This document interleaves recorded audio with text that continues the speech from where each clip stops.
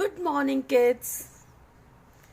आज हमारी पहली कविता थी ध्वनि हो चुकी। आप उसका रिवीजन कर रहे होंगे, जिसके कवि थे सूर्यकांत त्रिपाठी निराला, और वो कहते हैं अभी न होगा मेरा अंत। दूसरा जो हमने किया था वो था लाख की चूड़ियाँ, अप्रैल में किया था और उसका मैंने एक रिवीजन भी करवा दिया है। तीसरा था पाठ बस की यात्रा। बस की यात्रा पाठ में बहुत सारा व्यंग्य है और हास्य है, हंसाने वाला व्यंग्य। और आज हम करेंगे दीवानों की हस्ती। दीवानों की क्या हस्ती। दीवानों की हस्ती करवाने से पहले मैं बताना चाहती हूँ बच्चे कि इस दुनिया में बहुत से ऐसे लोग होते हैं जो अपने लिए धन दौलत आदि की अपेक्षा नहीं करते। वो अपना जीवन मस्त मौला की तरह बिताते हैं और स्वच्छंद होकर एक जगह से दूसरी जगह पर चले जाते हैं। वो बहुत अधिक धन संपत्ति इत्यादि संग्रह अपने लिए नहीं करते। वो जहाँ भी जाते हैं लोगों के बीच में प्यार बांटते फिरते हैं और मिलजुल करके रहते हैं। वो जहाँ जाते हैं तो लोग कहते हैं कि तुम अभी तो आए थे, रुको थोड़ा, ठीक है। तो ऐसे ही मस्त मौला इंसानों के बारे में कविता लिखी है कवि भगवती चरण वर्मा ने। आज वही कविता हम यहाँ पर पढ़ने वाले हैं। देखिए, दीवानों की हस्ती। दीवानों जो एक जगह से दूसरी जगह पर चले जाते हैं। हम दीवानों की क्या हस्ती, हम दीवानों की क्या हस्ती है, आज यहाँ कल वहाँ चले, मस्ती का आलम साथ चला, हम धूल उड़ाते जहाँ चले। ये जो दीवाने, इनकी कोई सामाजिक हस्ती नहीं है कि कहीं के सीएम है कि पीएम है, नहीं। ये सिर्फ दीवाने लोगों को प्रेम बांटते फिरते हैं। तो हम दीवानों की क्या हस्ती, हमारी कोई हस्ती नहीं है, सामाजिक मान सम्मान रुतबा इत्यादि नहीं है। हम दीवानों की क्या हस्ती है, आज यहाँ कल वहाँ चले। ये एक दिन यहाँ रहते हैं तो कहीं और दूसरे दिन चले जाते हैं। मस्ती का आलम साथ चला, हम धूल उड़ाते जहाँ चले। ये जहाँ भी जाते हैं मस्ती का आलम लेकर जाते हैं, आनंद अपने साथ लेकर जाते हैं, लोगों में आनंद ही बांटते फिरते हैं। हम धूल उड़ाते जहाँ चले, अर्थात पैरों से पैदल जहाँ भी जाते हैं पैरों में धूल लगी रहती, धूल उड़ाते हुए जहाँ भी ये जाते हैं बस लोगों के बीच में स्नेह बांटते हैं, प्यार बांटते हुए ये निकल पड़ते हैं दीवाने। चलिए देखते हैं नेक्स्ट पैराग्राफ। आए बनकर उल्लास अभी, आंसू बनकर बह चले अभी, सब कहते ही रह गए अरे तुम कैसे आए कहाँ चले। आए बनकर उल्लास अभी, ये दीवाने जहाँ जाते हैं वहाँ लोगों में खुशियाँ छा जाती है। आए बनकर उल्लास अभी, जहाँ भी पहुँचते हैं वहाँ एक खुशनुमा वातावरण हो जाता है, खुशियाँ आ जाती है, आनंद आ जाता है, लोगों के अंदर उत्साह आ जाता है। और जब ये वहाँ से जाने लगते हैं तब लोगों के आंखों में आंसू आ जाते हैं कि अभी रुक जाओ, है ना। अच्छे इंसान जहाँ भी जाते हैं लोगों में प्यार बांटते फिरते हैं। ऐसे ही ये दीवाने हैं। आए बनकर उल्लास अभी, आंसू बनकर बह चले अभी, सब कहते ही रह गए अरे तुम कैसे आए, कहाँ चले? अभी ही तो आए थे, थोड़ा और रुक जाओ।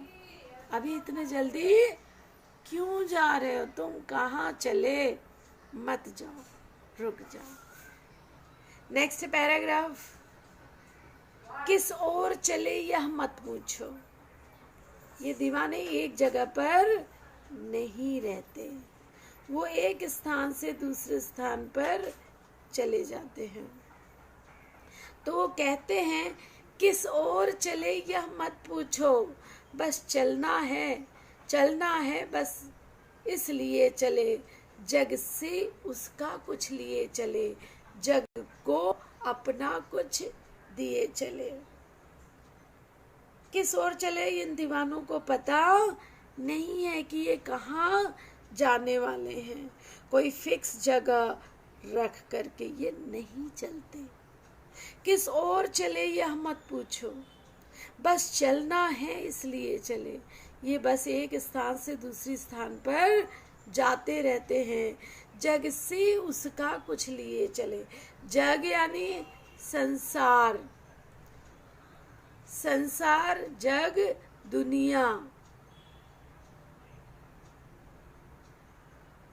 दुनिया से उससे कुछ लेकर जाते हैं और दुनिया को कुछ अपने पास का दे कर जाते हैं। प्रेम लेते हैं और प्रेम बांटते हुए ये दीवाने निकल जाते हैं। जग से उसका कुछ लिए चले, जग को अपना कुछ दिए चले। दो बात कही, दो बात सुनी। कहते हैं ना बच्चों, इस संसार में कुछ भी स्थायी नहीं है। आज जो है कल वो नहीं रहने वाला है। सो इसलिए किस चीज का घमंड करना? यही छोटी सी बात है, इंसानियत की बात है, मानवता की बात है। यह कविता हमको सिखाती इंसानियत। ये शब्द आपको जरूरत पड़ेंगे लिखते वक्त। सो इंसानियत की बात करते हुए कहते हैं, दो बात कही दो बात सुनी।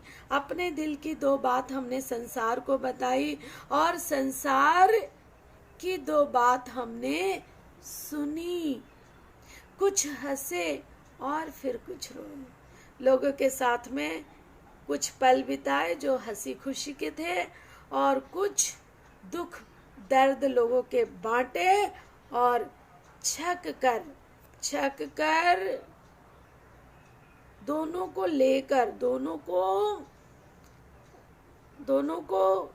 का टेस्ट लेकर, दोनों को अनुभव करते हुए, छक कर सुख दुख के घूंटों को छक कर अनुभव करके,